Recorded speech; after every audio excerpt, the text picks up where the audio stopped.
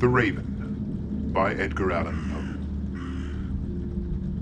Poe. Once, upon a midnight dreary, while I pondered, weak and weary, over many a quaint and curious volume of forgotten lore, while I nodded, nearly napping, suddenly there came a tapping, as of someone gently rapping at my chamber door. "'Tis some visitor," I muttered, tapping at my chamber door. "Only this, and nothing more." Distinctly I remember, it was in the bleak December, and each separate dying ember wrought its ghost upon the floor. Eagerly I wished the morrow, vainly I had sought to borrow from my books surcease of sorrow. Sorrow for the lost Lenore, for the rare and radiant maiden whom the angels name Lenore, nameless here forevermore. And the silken, sad, uncertain rustling of each purple curtain thrilled me, filled me with fantastic terrors never felt before, so that now, to still the beating of my heart, I stood repeating, "'Tis some visitor entreating entrance at my chamber door, some late visitor entreating entrance at my chamber door.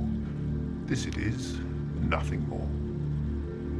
Presently my soul grew stronger, hesitating then no longer. "Sir," said I, "or madam, truly your forgiveness I implore. But the fact is I was napping, and so gently you came rapping, and so faintly you came tapping at my chamber door, that I scarce was sure I heard you." Here I opened wide the door. Darkness there, and nothing more. Deep into that darkness peering, long I stood there, wondering, fearing, doubting, dreaming dreams no mortal ever dared to dream before. But the silence was unbroken, and the stillness gave no token, and the only word there spoken was the whispered word, "Lenore?" This I whispered, and an echo murmured back the word, "Lenore." Merely this, and nothing more. Back into the chamber turning, all my soul within me burning, soon again I heard a tapping, somewhat louder than before. "Surely," said I, "surely that is something at my window lattice. Let me see then what thereat is, and this mystery explore. Let my heart be still a moment, and this mystery explore. 'Tis the wind, and nothing more." Open here I flung the shutter, when with many a flirt and flutter in there stepped a stately raven of the saintly days of yore. Not the least obeisance made he, not a minute stopped or stayed he, but with mien of lord or lady, perched above my chamber door, perched upon a bust of Pallas just above my chamber door, perched and sat, and nothing more. Then this ebony bird beguiling my sad fancy into smiling by the grave and stern decorum of the countenance it wore, "Though thy crest be shorn and shaven, thou," I said, "art sure no craven, ghastly, grim, and ancient raven wandering from the nightly shore. Tell me what thy lordly name is on the night's Plutonian shore." Quoth the raven, "Nevermore." Much I marvelled this ungainly fowl to hear discourse so plainly, though its answer little meaning, little relevancy bore. For we cannot help agreeing that no living human being ever yet was blessed with seeing bird above his chamber door, bird or beast upon the sculpted bust above his chamber door, with such name as Nevermore. But the raven, sitting lonely on the placid bust, spoke only that one word, as if his soul in that one word he did outpour. Nothing farther than he uttered, not a feather than he fluttered, till I scarcely more than muttered, "Other friends have flown before. On the morrow he will leave me, as my hopes have flown before." Then the bird said, "Nevermore." Startled at the stillness broken by reply so aptly spoken, "Doubtless," said I, "what it utters is its only stock and store, caught from some unhappy master, whom unmerciful disaster followed fast and followed faster, till his songs one burden bore. till the dirges of his hope that melancholy burden bore, of never, nevermore. But the raven, still beguiling all my fancy into smiling, straight I wheeled a cushioned seat in front of bird and bust and door.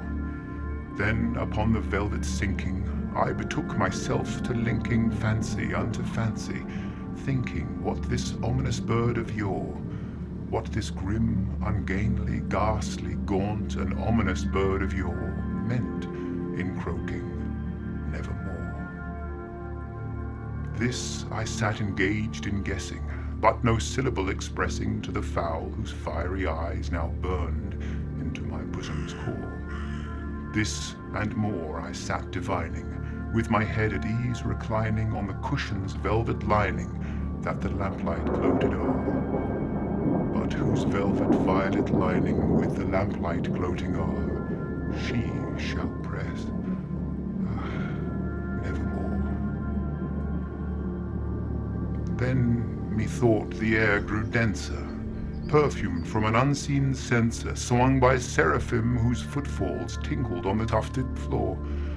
Wretch, I cried, thou God hath lent thee, by these angels he has sent thee, respite, respite and nepenthe from thy memories of Lenore. Quaff, oh quaff this kind nepenthe, and forget this lost Lenore. Quoth the raven, nevermore. Prophet, said I, thing of evil, prophet still if bird or devil, whether tempest sent or whether tempest tossed thee here ashore. Desolate yet all undaunted, on this desert land enchanted, on this home by horror haunted, tell me, truly I implore, is there balm in Gilead? Tell me, I implore. Quoth the raven, nevermore. Prophet, said I, thing of evil, prophet still, if bird or devil, by that heaven that bends above us, by that God we both adore, tell this soul with sorrow laden, if within the distant Aidenn it shall clasp a sainted maiden whom the angels name Lenore, clasp a rare and radiant maiden whom the angels name Lenore. Quoth the raven, nevermore. Be that word our sign of parting, bird or fiend, I shrieked upstarting, get thee back unto the tempest and the night's Plutonian shore. Leave no black plume as a token of that lie thy soul hath spoken. Leave my loneliness unbroken, quit the bust above my door. Take thy beak from out my heart, and take thy form from off my door. Quoth the raven, nevermore. And the raven, never flitting, still is sitting on the pallid bust of Pallas, just above my chamber door, and his eyes have all the seeming of a demon's that is dreaming, and the lamplight o'er him streaming throws his shadow on the floor, and my soul from out that shadow that lies floating on the floor shall be lifted nevermore.